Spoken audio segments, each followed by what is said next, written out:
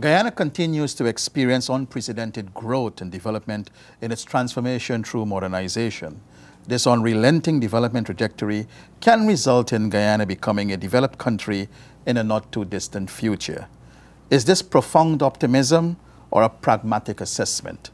I want to examine this and other related issues in this special interview with His Excellency Donald Ramotar, President of the Cooperative Republic of Guyana. Mr. President, thanks for affording us this opportunity for this interview. Before I get to Guyana in the future, you recently completed 3 years as head of state of Guyana. How would you assess that period? Well, I think it was a mixed. I would say I would give it an assessment of being a very mixed. One, I would say that in a very difficult political situation locally, and a complicated and not so favorable international situation, the fact that we kept our economy going and improved our social services, further improving our social services, those are really monumental achievements, I would say, in the circumstances that these things were achieved in. I suspect in another 20 years, looking back at Guyana, these 3 years, historians will probably see it in its better perspective. But it has not been easy with an international environment that was not conducive and a local political situation that was very difficult. So that was very satisfying that we were able to do these things despite the huge challenges ahead of us.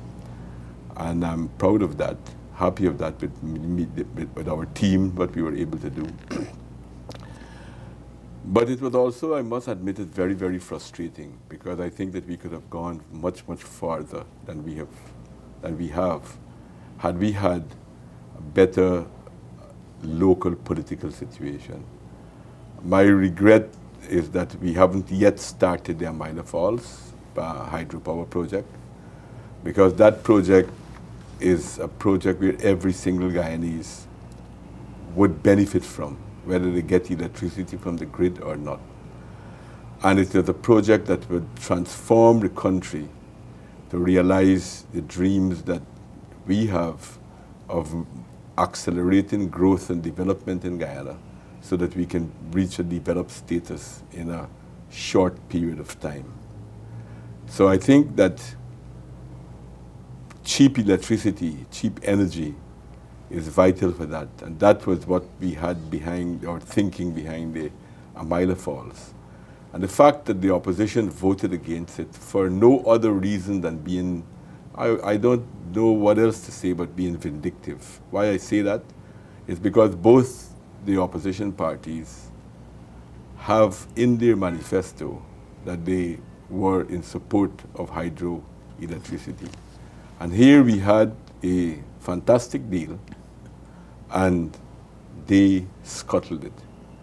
But I would say they delayed it, because I'm still determined that we should have the Amila Falls would come in stream, and we're not very far away to concluding some agreement in that direction as well.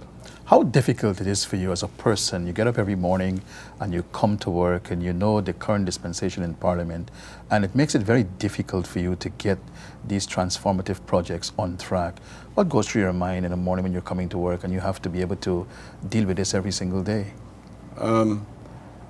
It's, as I said, it's part of the frustration that, that the situation in the Parliament has created in the whole body politics. But I don't have a choice. I have to keep going forward. I have the responsibility of trying to lift the quality of life for the Guyanese people.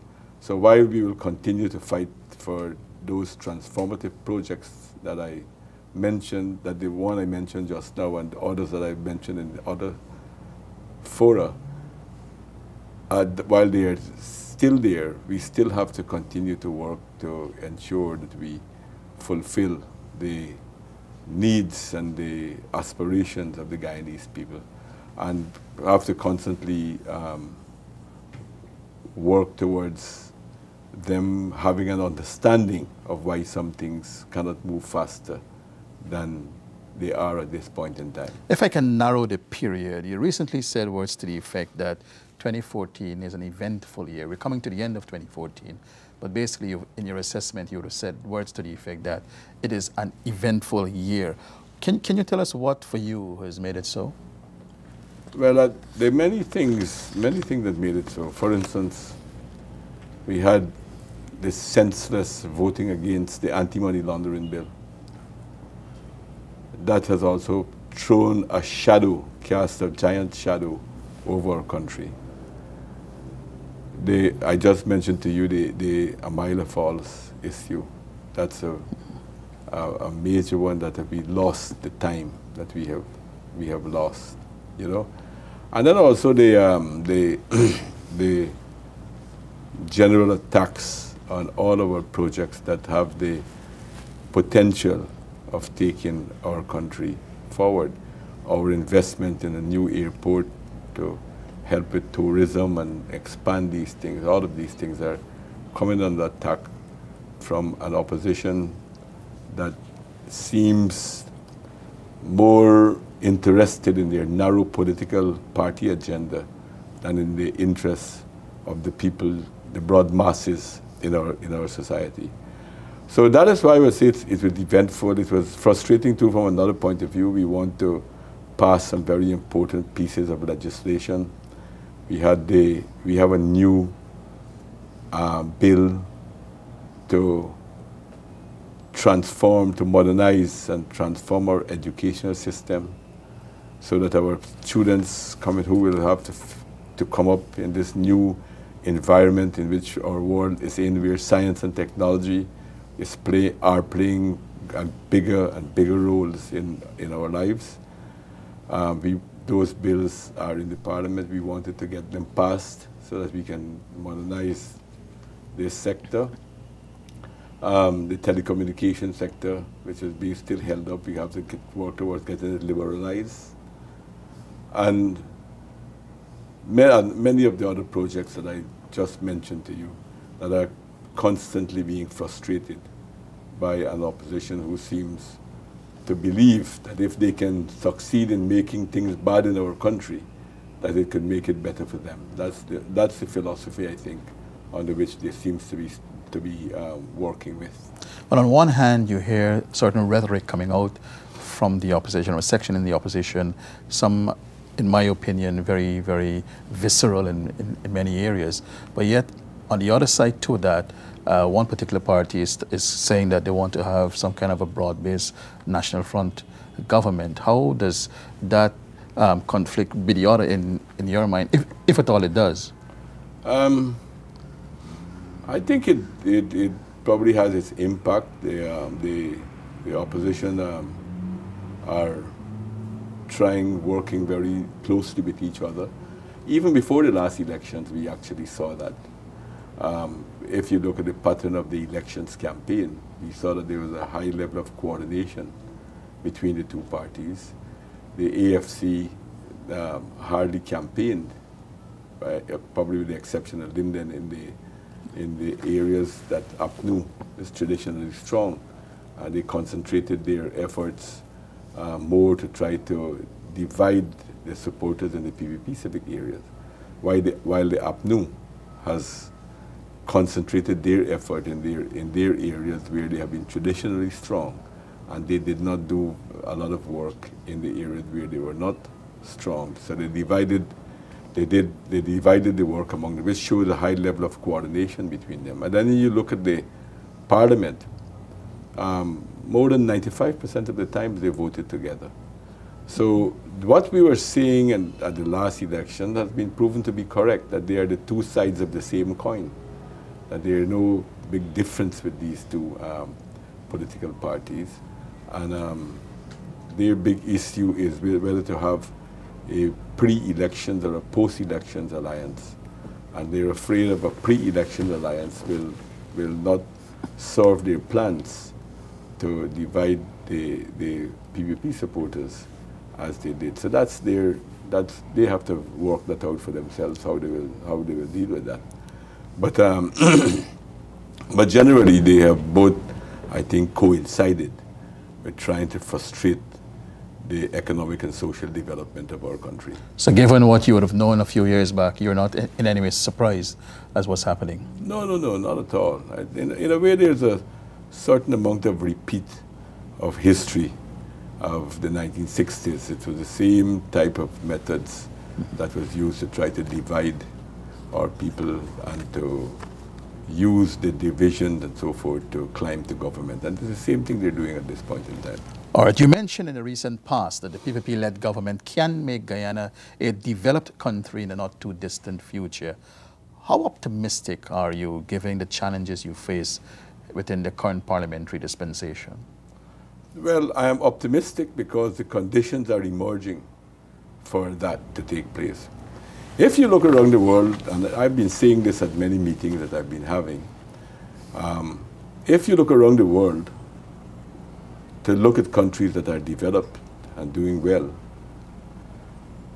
and try to find out what they're doing, that they are, and what they're doing that is allowing them to do well, you will find that the common factor in the countries that are developed in the world is that they have a very strong human capital, a very educated population, well-educated workforce.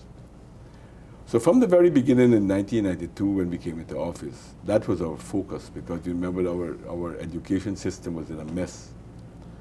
And that was our focus. And I would even say if you look at our country, that thesis holds. Because up to 1964, the last year the PPP was in government at that time, Guyana had the highest standard of education in the Caribbean. We were passing students at GC level very much.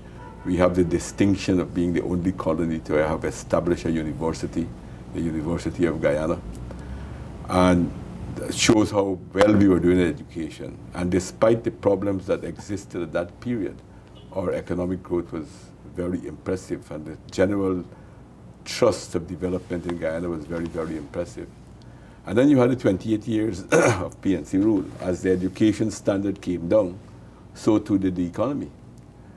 And now we have, again, you can see our economy is going forward again, and it is coinciding with the rising level of education within our society, which tells me that there's a direct correlation between education and development.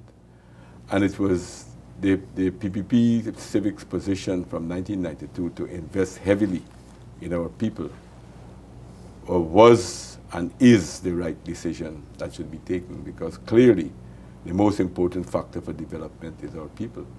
And now we are very close to having universal secondary education, and we continue to make educational opportunities more and more for people. Never before have we had so many people studying at university or at tertiary institutions, technical colleges, studying abroad.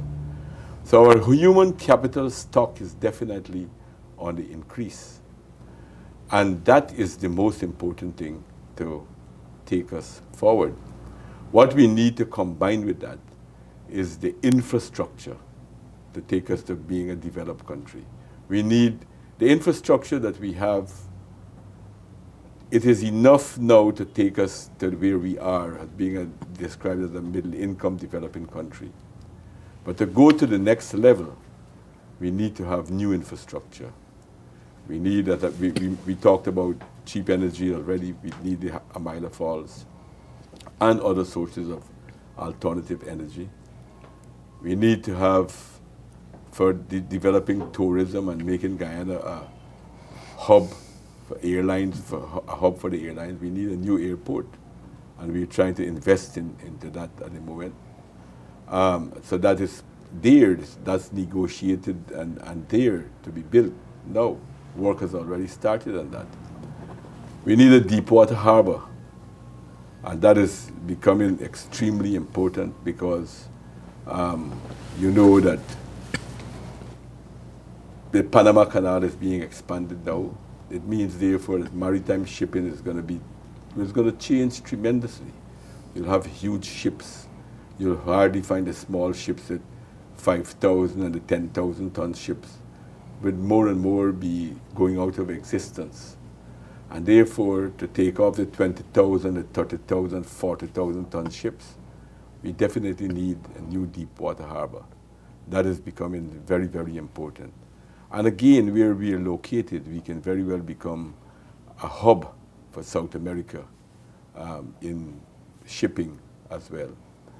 So those are some of the infrastructure that we have to put in. We need to have a road, a paved road going to right down to the south of our country to let them. We're in negotiation with many of those things at the moment. So these things are not now just merely dreams and speculation and ideas.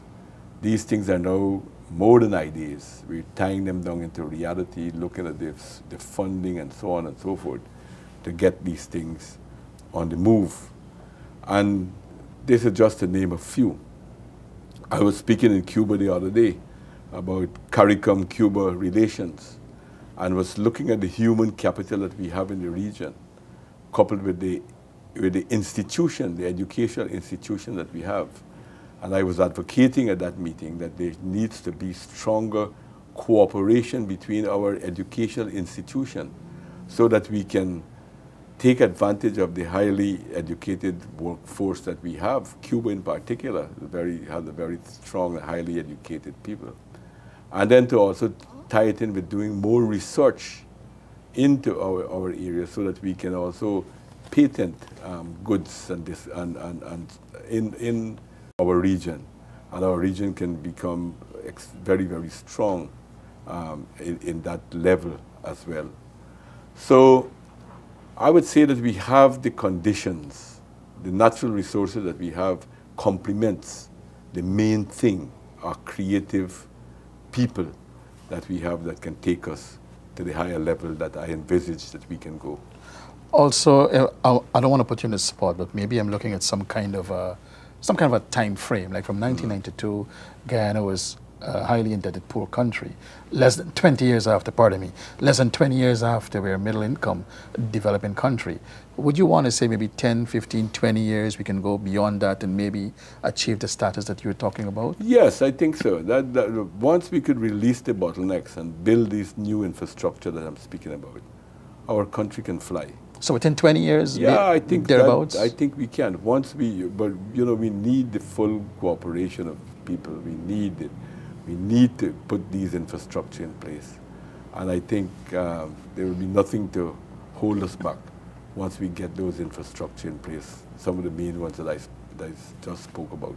But the infrastructure, from what I understand, may not necessarily be your biggest problem. You still have challenges to deal with in the political arena. How optimistic are you for Guyana achieving the status if this dispensation won't go away?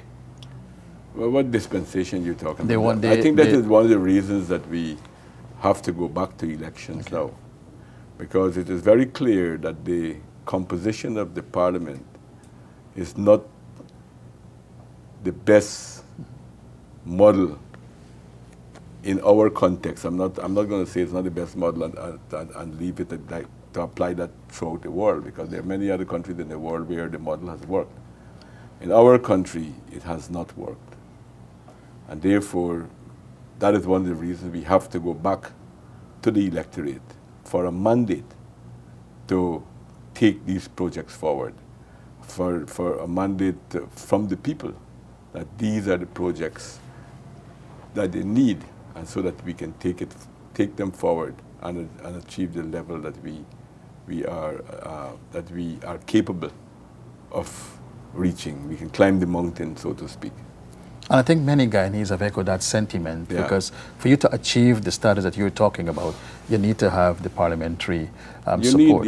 Because you have to pass your bills in parliament, and you have to, your laws and so forth have to go through the National Assembly.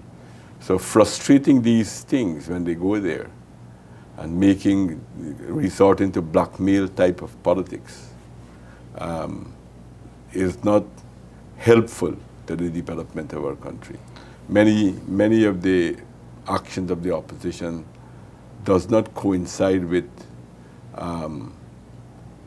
the real objectives that we have in advancing the country. Their objective is to how they can hold back, how they can stop, how they can prevent some of these developmental projects from taking place. That's the attitude that we've seen all the time.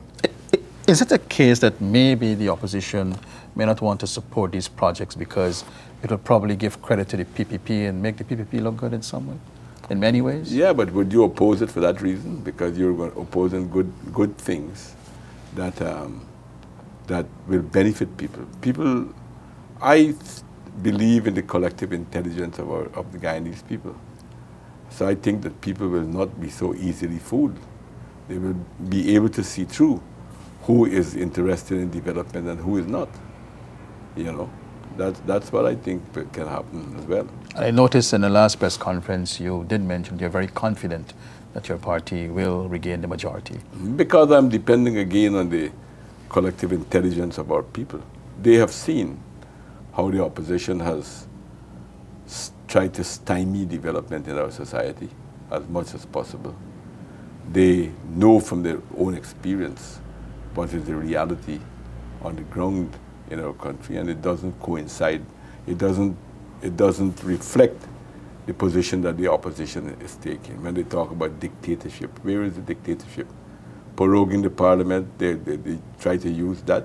That's a constitutional, that's embedded in our constitution. I have that right given to me by a democratic constitution. Then this is the same constitution, by the way, because I think they love to blame Forbes Burnham for everything. And now that particularly now that he's dead and can't answer for himself, they even blame him more. They say that we have a Burnham constitution. But these were the same people, many of them who sit on the other side, sat between 1997 and 2001 to write a new constitution. But they still continue to say that this is Burnham's constitution. But we had Mr. Ralph Ramkaran was the chairman of the commission. You had Mr. Haslin Paris was the secretary of the commission, the constitutional commission, to rewrite the constitution. We had many of those, Rup Narain and a lot of legal luminaries and so forth. All of them were involved in writing the constitution of our country. So now when they are not getting their way, they are continue to blame Burnham. This is the Burnham's constitution, but this is not necessarily an accurate reflection of the constitution that we have. So, so I would say that we have been pushing on. We have been trying to do. We don't have the dictatorship that they're talking about. I don't have any extra power. Prorogation hasn't given me a power. I can't pass laws without the parliament. If I could, I would have passed the anti-money laundering bill for sure. So I can't spend money as they're saying that I will spend money anyhow that I like. We have to spend it within the budget of our country. So the experience of people does not correspond to the propaganda of the opposition. And people are beginning to see through them. A lot of rhetoric and a lot of wild attacks and so forth that they're making. But when you compare it to the reality, it is a totally different situation. When you announced the prorogation, you were very strong to say that this will give the country an opportunity for meaningful dialogue. You've been informed that the opposition said they will not, and they're not basically interested in that dialogue. Between now and whenever you make another announcement, are you in any way, in any small way, optimistic that there may still be a revival of any kind of dialogue that the opposition may want to partake in? Okay. I had hoped that they would have wanted to, instead of going into that direction, I had hoped that they would have wanted to sit down and discuss. As I said, we have very important bills. We've been going at the anti-money laundering bill for a long time. We haven't gotten very far, but I hope by now that they're convinced that what we were telling the Guyanese people is the fact that this thing is very, if we do not pass this bill, it could have serious consequences for our country. That's one we have. I mentioned just now to you too, our modernizing the educational sector, that we have that in place. So many of these plans that we have put in place to deal with the challenges that we have to confront on a daily basis in our society. So that is why I think that the people are beginning to see through the opposition more and more, despite the fact that they have powerful media, I must say, and they have been relentless in propagating their goods, even though they are very inaccurate, very unprofessional in what they do. But I must also admit that it has resonance with some of the society. The dialogue, they said there was no dialogue unless Parliament is reconvened. Yes, I had hoped that they would have come to talk about these things, anti-money laundering, education, other issues, that I thought that they would have been prepared to discuss these matters. But they're not in the habit of discussing. They want it my way or the highway. And now with the one-seat majority they have in the Parliament, they have even degenerated. They have become worse in that regard. They're not negotiating. But were you really optimistic that there would have been dialogue, given that they're saying no dialogue until Parliament is reconvened, but then they would have indicated their intention of moving the no-confidence motion and probably voting on it on the same day? Yeah, no, but I was optimistic that they would have discussed. At least we could have started discussion. Okay. And then they could have had a time to reconsider their position, whether their position was making sense or not. They would have been having the time, they would have had the space by which to probably change their position. It's something that they never took. All right, Mr. President, I know you've said a lot pertaining to Guyana becoming a developed country sometime in the not too distant future. I want to put this directly to you. What will be Donald Ramotar's vision for Guyana? Well, I think I was trying to articulate some of that at the beginning, to take our country to make it a developed country, to ensure that we have the necessary infrastructure to do that, to improve the quality of life, to take the standard of living up to greater heights. These are some of the things that we've always had, to have a vibrant, rich, prosperous country in which the wealth of the country can be shared with all the people of the country, not for it to be narrowly, not to benefit only a narrow set of people while the masses of people are left without. So I would say it's to build a strong, developed country socially and economically with a lot of social justice, with strong social justice and a flourishing democracy. All right, as we come towards the end, sir, with regards to the expected elections in 2015, we are now in the Christmas season. What would you want to say to citizens to have them focus more on the festive season and not so much on an election looming? Well, I think they have to focus on both, if you ask me. One, people, of course, this is, as you rightly said, this is a festive season. This is a season traditionally Guyanese enjoy themselves and work. They do a lot of hard work during the year. So this is the time that they do the maximum relaxation and enjoyment. So we would like to see that continue. But in the near immediate future after this, we have the big questions ahead about taking our country forward. So I hope that and I'm confident that the Guyanese people will see through the rhetoric of the opposition, will not take things of what they say, but look at what was actually done in our country. And they will make the right judgment of returning the PPP Civic to government with a bigger majority than we ever had. Many are speculating, sir, and respectfully, I don't want to put you on the spot, but if you want or you care to make some kind of prediction, what time frame are we looking at? Many people are asking about this. Again, it's not to put you on the spot, so you don't have to answer. No, but let's wait. Let's wait on that. I mean, that, as I said in my last press conference, you have to assess what the political situation looks like early in the new year before I make an announcement. On a more lighter note, on a more personal note, how would have the celebrations of Christmas changed over the years from you being a boy to president now? How would the celebration of this festive season in Guyana changed?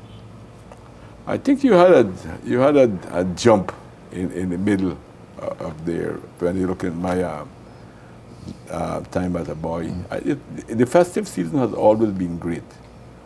Always been goodwill and peace and harmony, and people embrace each other and shop together, invite each other, cook some good food, and so on and so forth. So I think in that sense, it has been a constant in Guyana. People use this period to enjoy themselves, to look back at the previous year and look forward to the new one with more plans and determination, and so forth. But of course, there was a time in our country when the economy was extremely bad, and people did not have many of the things they wanted and they were accustomed to enjoy life. But now I think that is something of the past. Our supermarkets are well stocked. Our food supply is very, very good. So I think that the Christmas season could be a real enjoyable one. Family, friends, relatives getting together and enjoying themselves. And that itself must have an impact on the society as a whole, a beneficial impact on the society as a whole. I don't think that a lot of people realize how integrated our country has become over the years, but we have become really, really integrated over the years that we have been in office. And given what is available now all over, you mentioned the supermarkets and other areas, is this an indication of Guyana's transformation over the years? Yes, I think, I mean, you just have to take into consideration, meet a lot of people who have not been here for a while. And that is what they're bubbling with when you speak with them. The changes that they have seen, and in the length of time that it took to make these changes, this is what is mind-boggling for them. They can't believe it that Guyana has moved in such a rapid and far way. And even there too, you can see it is putting a lot of strain on our infrastructure, our roads for the amount of vehicles that we have. That's another area that we have to look at in many cases. So people, in the past you used to see streams of people riding bicycles going down the road. Now you hardly notice a bicycle anywhere in the city. And not because bicycles are not around, but I think fundamentally because people maybe don't feel safe with all the vehicles that are on the road right now. So I think when we see it through other people's eyes, then it really impacts us on how much has been done in such a short period of time. And sir, finally, I'm sure this will be a question in every Guyanese's mind. I would like to ask it for them. How would their head of state be spending the Christmas season? Well, as usual, I will try to attend some of the, I have a lot of invitations stacked up on my desk. I will try to attend some of these as time will permit me to. And Christmas Day, I tend to spend Christmas Day at home with my family, not only my immediate family, but my extended family. And we tend to have a good time. A lot of people from my old village, Karya, who live in town now, we will get together, we will talk, we will reminisce, and we will have some good food and drinks and so on and so forth. So that's really how I've been spending my Christmas, probably all my life. That Christmas I spend them at home. All right, sir, allow me to extend to you and your family and your extended family best wishes for the Christmas season and 2015 coming up as well. And may I take the opportunity to wish you and yours the same, and to our viewers.